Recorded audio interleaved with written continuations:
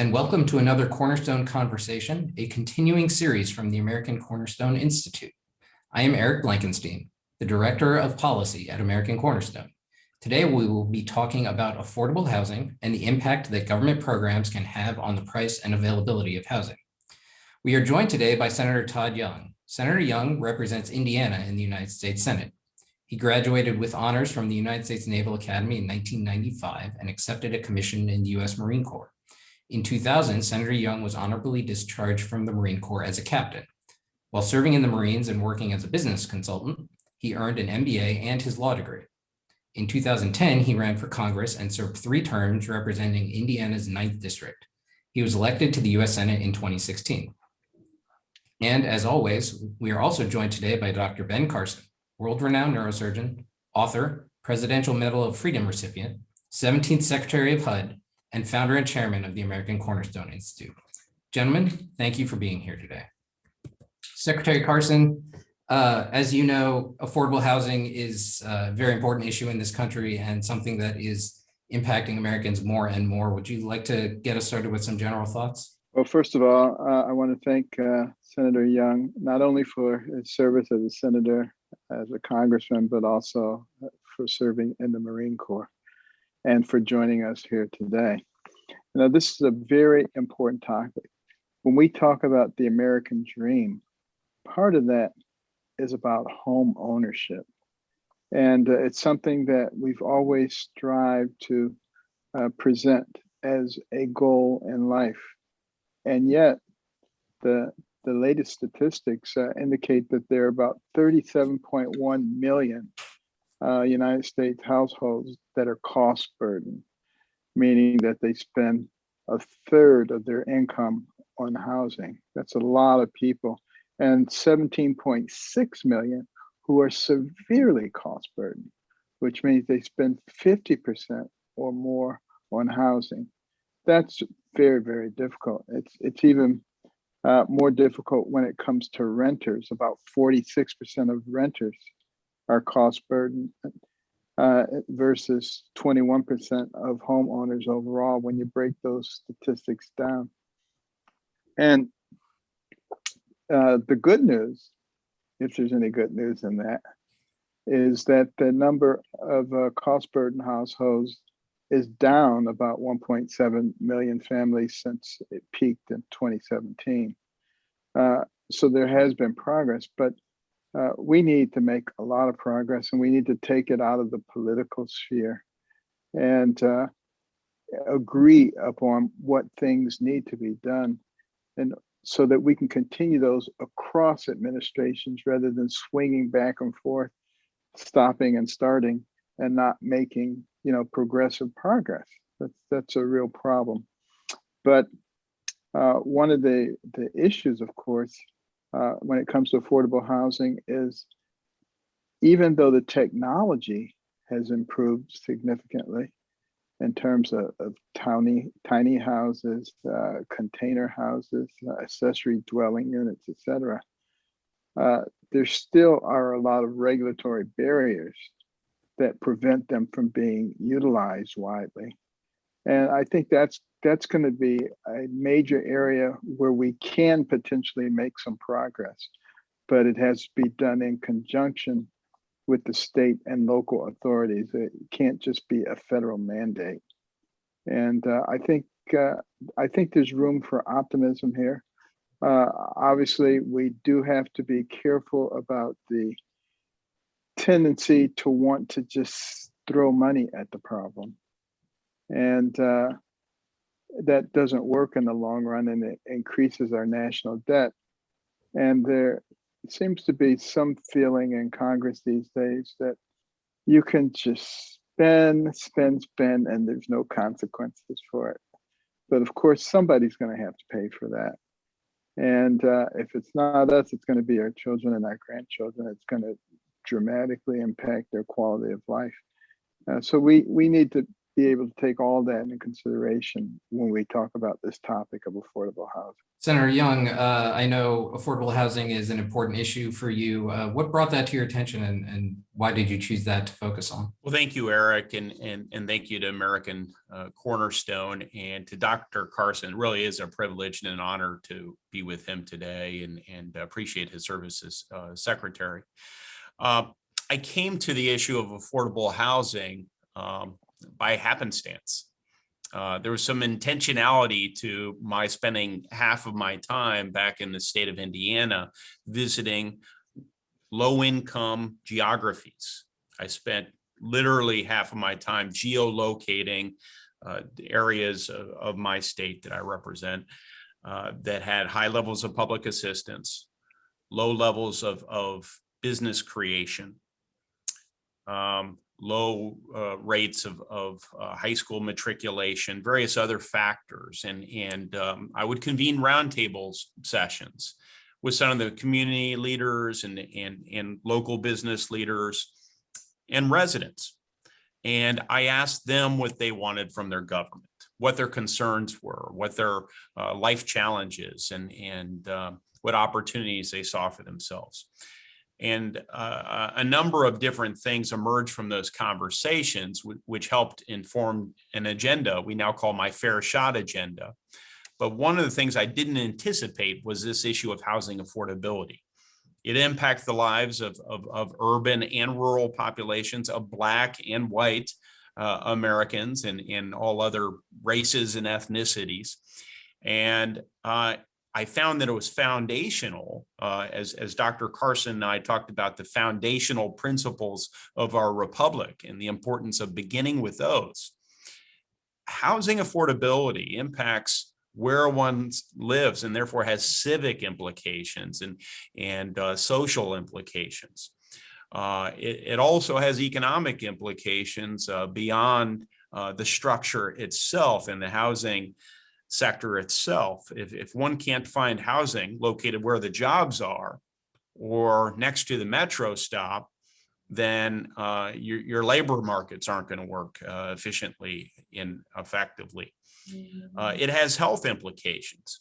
If your house isn't located near a primary care physician or next to a form of transportation that's going to allow you to access healthcare, or frankly, if your house is not habitable, or you're located in an environment where there are unhealthy things going on, whether those are social or environmental, it impacts health. So you sort of look across all the different areas where housing has an impact on lives. Educational opportunities. If your house isn't located in a school district that maybe a parent would prefer, that of course impacts the entire lifetime of your children. So we need to come up with more flexible models so that people can locate or relocate in different areas. That is happening.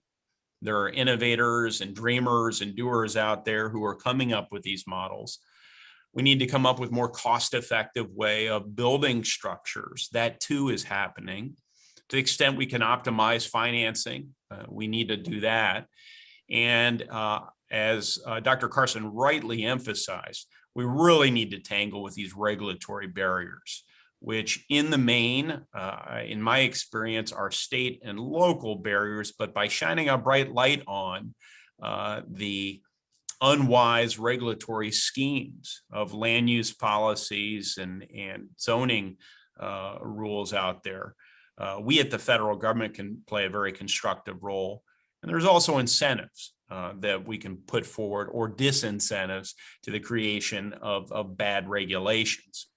There are some things at the federal level that need to be optimized, as always, as well. And I use optimize as sort of a euphemism for fundamentally changed in some cases. And I commend the Secretary Carson for producing during his tenure literally a binder full of thoughtful recommendations about how we can improve the regulatory atmosphere in this country so that more people can afford to get into housing located at the right place that is affordable for them and their families. You know, I'm glad, Senator, that you talked about education, because that is really a critical factor. It really doesn't matter what a person's socioeconomic beginning is. If you get a good education in this country, you can write your own ticket.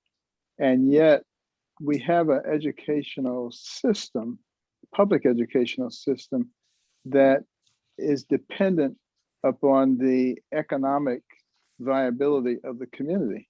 So if you live in a poor community, little in the way of resources is allocated to your education, which kind of perpetuates the situation. So, you know, we need to start thinking of better ways of funding education so that it is more even across the board, which I think will give people a much better chance of moving up the ladders of opportunity if they have a very good, solid education. One potential, without moving too quickly to solutions, because I'm very, I bring a great measure of humility to these government jobs about all that can be accomplished through the changing of rules or the passing of laws. But at the same time, as a conservative, I recognize the importance of all of our various foundational institutions, from family to neighborhood to church to higher education, to government at various levels, properly scoped.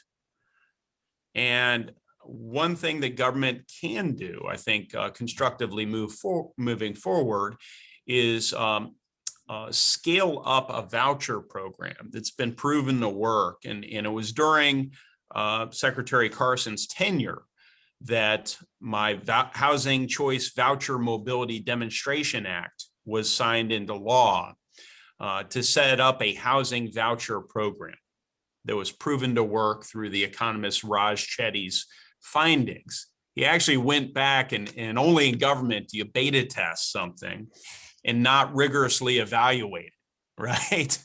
But he went back and he rigorously evaluated a housing voucher experiment that had occurred in the Seattle area, if I recall, in the late 90s.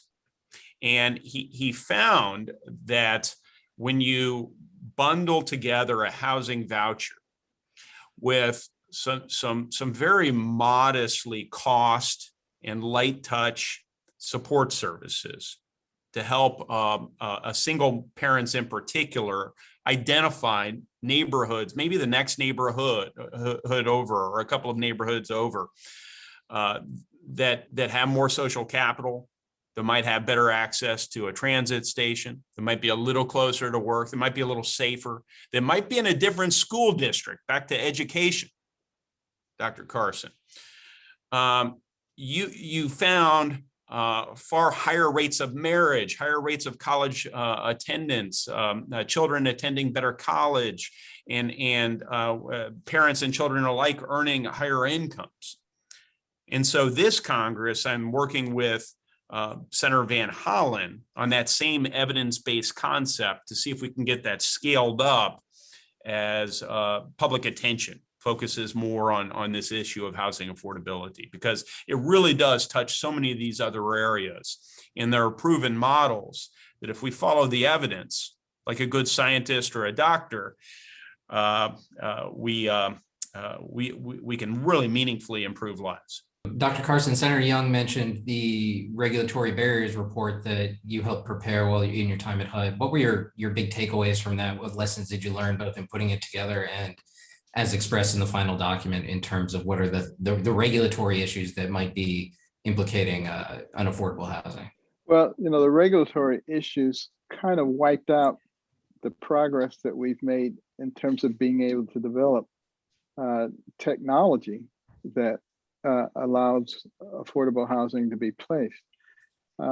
When you can build something at a reasonable cost, but then all of a sudden you've got a ton of environmental things. One of the things that you know that we did is worked with other federal agencies to limit the amount of overlap in terms of the environmental requirements. because, you know, you had to get this one and then this one and then this one. They were frequently doing the same thing. All of that adds to cost. The parking regulations were ridiculous. In many cases, you were talking about elderly people who don't even drive, but you still had to have parking spaces for them. The noise requirement, 75 decibels, precluded one of the things that it's something about being able to build close to a transit line where people will have access to jobs and education. You know, the list goes on, and obviously we worked with the various jurisdictions to see what could be done. You know, the first thing you have to be able to do is sit down at the table and talk about these things with the facts on the table, to be able to show how much cost this particular regulation adds to the price of the unit. And right now, the last year we have good statistics, of course, 2019, the cost of a home was rising faster than the income of the household. And that was the 8th straight year that that's been going on. So imagine that compounding year after year, the position that it puts people in. So remember also, before the pandemic struck, the dramatic decrease in regulatory barriers in housing and in everything else at HUD. For instance, we got rid of more than 2,000 regulations and sub-regulations. But by getting rid of those regulations and having a reasonable tax policy, it created an environment where people's wages were actually going up, where unemployment was going down. And the people who were hit the hardest in the affordable housing area are the low income people. And so, you know, these are things that can be dealt with, but they have to be dealt with logic and facts and not with emotion. So, Dr. Carson, one of the things I noted in the report, which I spent a fair amount of time pouring through because of its comprehensiveness and clarity of thought and importance, is the importance of manufactured housing. Roughly half of the comments received by HUD in the request for information from members of the public and other stakeholders pertaining to the regulatory barriers to building more housing for and affordable housing. More than roughly half pertain to manufactured housing. I do represent a state that manufactures a lot of what we call factory-built homes. You've visited some of those sites, and I've become knowledgeable about how beautiful some of these factory-built homes are, how incredibly cost-effective they can be. But our popular perception of a factory-built home and the financing tools supportive of those factory-built homes and the regulations surrounding them have not kept up with the innovation. So it's another instance where government lags things that are going on in what you might call the real world. And those who get most adversely impacted, as you've indicated, are lower income people, because regulations are just taxes. They're taxes on the purchase of a home or on rents if you're a renter. I'm looking at a couple of numbers here. Indicates manufactured housing provides 6.5% of occupied housing units in this country. That's a lot of families that are already supported by manufactured housing. In rural communities, the number is approximately 15.5% of occupied housing units. So that's one example of an opportunity that's just sitting on the shelf for us to exploit, to go through this punch list of regulatory burdens and optimize some, and then make some other policy changes so that we can make sure that more Americans have an opportunity to get into affordable houses and enjoy all those other value propositions, from education to health, to vocation, to civic participation that we value. Yes, I'm glad you brought that up, because the progress that's most people, when they think about manufactured housing, they think about trailers and trailer homes. It's so far beyond that. In fact, you can't even tell the difference when you look at many of the manufactured homes now.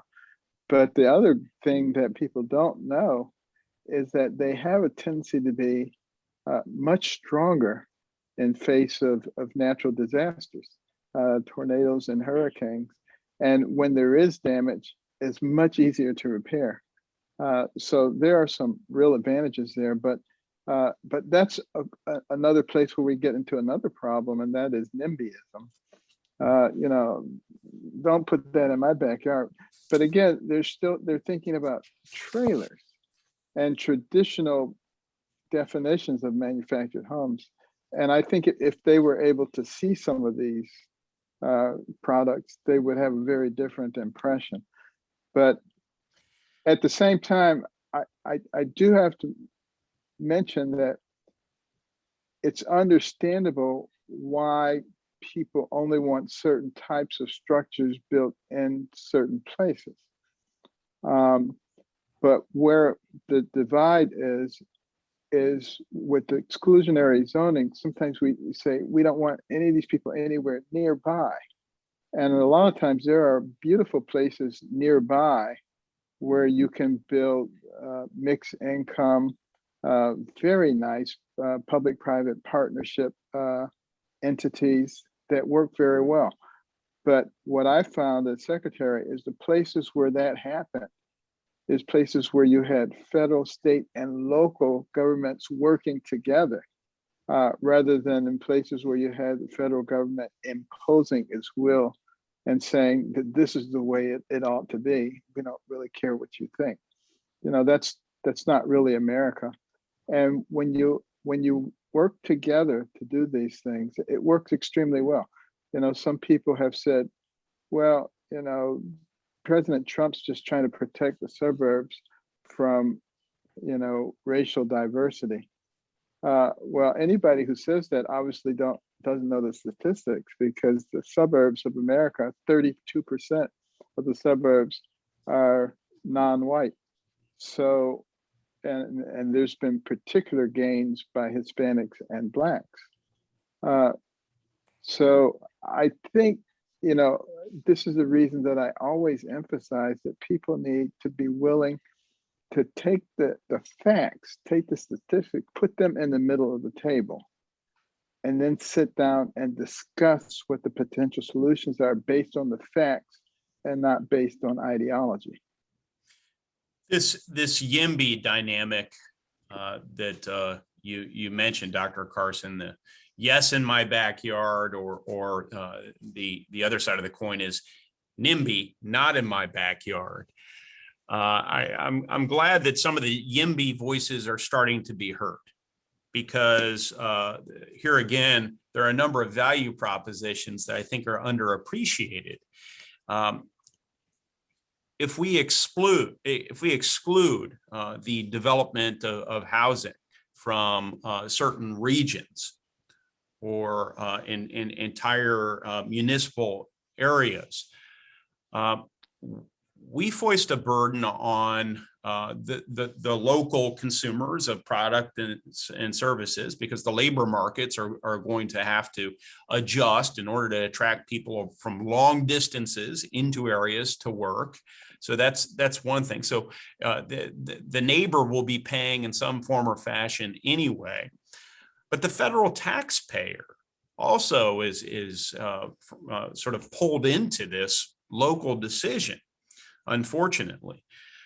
If in fact there are exclusionary zoning or land use or housing policies made at the local level, oftentimes people won't find their way into a meaningful vocation or into the labor markets, and they'll go on public assistance, which is not good for them. It's not good for their families. It's inconsistent with many of our cultural aims, which is to create in the minds of people the impression that they too can participate in this American dream of moving up the economic ladder and bettering their condition. So I think there's certainly a policy justification for the federal government shining some lights on these exclusionary zoning regulations at the state and local levels. We don't want to run afoul of state and local prerogatives. But if the feds are going to end up paying more money in public assistance, that is the federal taxpayers, individual Americans are paying more in public assistance because of unwise zoning or land use decisions, there's a policy rationale, a smaller government rationale for the feds acting. If we're undermining people's ability to land a vocation, as we think about interstate commerce, there's a rationale there. If we're giving out community development block grants to local governments that decide to keep working, lower income individuals away, the people who tend gardens and mow lawns and work hard at fast serve restaurants. There are ways we can address that. And I've introduced some legislation along with Senator Schatz.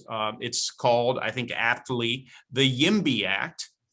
And the YIMBY Act would require recipients of community development block grants to report periodically on the extent to which they are removing discriminatory land use policies and implementing inclusive and affordable housing policies that are detailed in the bill. It's a light touch, what I would characterize as humble and conservative approach to addressing this YIMBY issue. Yes, and that is an area that we were planning to put significant energy into if we had a second term, revising the community development block grant system to make it more effective and targeted toward doing what it's actually supposed to do, as opposed to being sort of a slush fund for local politicians to do what they want to do. Dr. Carson, could I ask a question, Eric, point of personal privilege? So there's literally a binder here of recommendations, of regulatory recommendations. I don't know if there's one or two or three that really stand out to you as especially deserving of my attention to press this administration to make changes, or perhaps through legislation to effect change in the infirmities in our current regulatory scheme. So that would be one question. And then sort of part B of the question is, I'd like your thoughts on quantifying the cost to federal taxpayers of failing to address these regulatory issues, right? I would like to lay a predicate for addressing these regulatory issues by demonstrating that we're paying a whole lot more money as taxpayers because of these regulations, or because of a lack of affordable housing stock associated with them. Well, those are incredibly important issues. As you indicated a little earlier, regulations are a tax, and each one costs an enormous amount of money. I think one of the things that could be done and that should be done is to actually produce a document and publicize it about how much each regulation costs and how that transfers down to each taxpayer. I think that will probably make a very, very big impression on people. And other things to concentrate on when we're talking about affordability. One of the reasons that you have so much homelessness in, for instance, Los Angeles, go and look at the cost of a unit there. It is absolutely astronomical. And of course, there was a lot of controversy last year when it became clear that they were building, quote, affordable housing units for people at a cost of $700,000 per unit. It was absolutely crazy. But when you think about it, people have not really sat down and discussed the issue, because we were making actually very good progress with Mayor Garcetti, with the governor, with the commissioners, coming to recognize that it was more than just housing first. Housing first, yes, it got some people off the street, some people it didn't. But you also have to do housing second, where you diagnose while they're on the street, and housing third, you fix it. And that's the only way to really make real progress. Otherwise, you just continue to expand the homeless population. And if there were more concentration of that issue in Congress, I think we might actually begin to make some real progress. I think the other thing is we need to learn how to incentivize people. Right now, our housing policies in many cases are very anti-incentive. If you make more money, you've got to report that if you're getting a housing subsidy, so your rent can go up. Well, that's not a great incentive to improve yourself. If you bring another person into your household who's making money, you have to report that so your rent can go up. Not a big incentive for family formation. And then maybe sort of aiming our policies at anti-poverty. You know, there was the war on poverty declared by Johnson, and we've spent more than $20 trillion on it, and really have not gotten a good return on that money. We declared war on poverty, and poverty won. Exactly. Poverty definitely won that one. We need to look at the facts. Now, the Brookings Institute did a study on poverty, very widely publicized, and it concluded that there were a few things that you could do that would reduce your likelihood of living in poverty to 2% or less. You know, that should perk up all of our ears. What are those things? Number one, graduate from high school. The educational component is so important. Number two, get married. That family, a functional family, is an incredible guard against many of the problems that you face in society. Number three, get a job. And number four, wait until you're married to have children. You know, these are things that people used to know. It's news now, unfortunately. But we need to focus our policies around things that we know that actually work.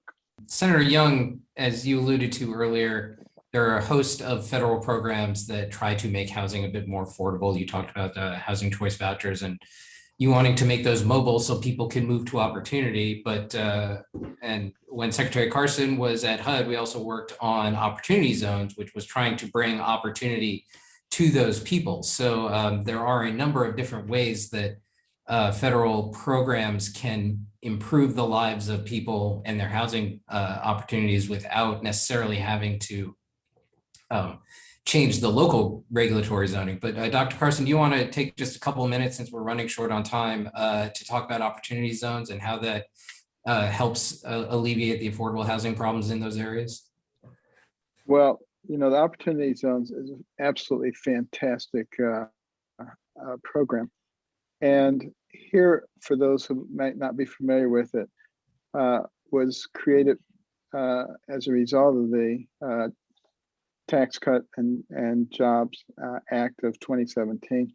But basically, it provided an opportunity for the governors in all the states to designate certain tracts that were economically deprived as opportunity zones.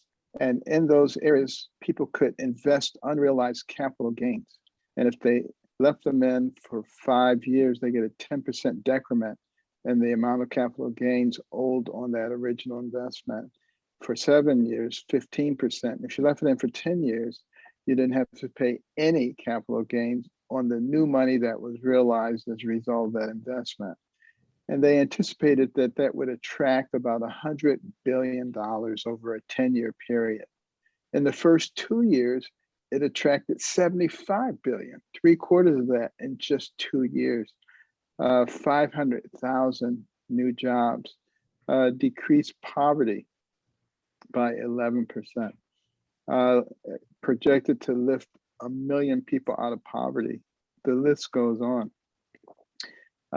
People stopped criticizing it so much after a while when some of those statistics began to come out, because at first they were saying it's just a boondoggle for rich people to get richer. But newsflash, rich people are going to get richer anyway. They're going to invest their money somewhere. Why not incentivize them to invest it into the areas that are economically deprived, that are generally neglected, and let those people begin to rise also? That's the kind of philosophy that makes sense. It's a win-win situation for everybody. Obviously, this is a topic that's very complicated. It implicates federal, state, and local government and all these interests, and it's going to be debated and discussed and acted on for years to come. So, Senator Young, do you have any closing thoughts on this? Well, I'm just grateful for this opportunity to offer some of my thoughts and reflections, and frankly, to hear from Dr. Carson and gather some of his wisdom on this issue as well. As I indicated, this was something that this conservative Republican didn't anticipate working on when I began my term of service in the United States Senate. But I did come to appreciate how fundamental housing affordability is to pursuing the American dream, and to going out and living the sort of meaningful lives, to realizing our full human potential as Americans, because it touches on every other area of life, and obviously transcends economic categories and any hyphenated categories that others might try to create of Americans right now. This is one thing on which every American should agree. When we're spending taxpayer money, let's spend it wisely. Let's spend it only on those essential things that are needed to improve the human condition and are consistent with our values and public charge, consistent with our laws. And housing policy fits all of those different marks. So thank you very much again, Eric and Secretary Carson, for having me on, and congratulations on the creation of this American Cornerstone Institute. Dr. Carson, you have any final thoughts? Senator Young summed it up pretty well there. And I am so grateful that we have senators like Senator Todd Young, who really take something like this to heart. I can't emphasize how important having a safe and well-functioning home is to the development of an individual. And for any community, homes are the base of success. And for any nation, communities are the base of success. So this has broad implications for this nation and for the world. And thank you very much, particularly Senator Young. Thank you for joining us, Senator Young. Thank you, Dr. Carson. And thank you to our viewers for joining us. This has been another Cornerstone Conversation. We'll see you next time.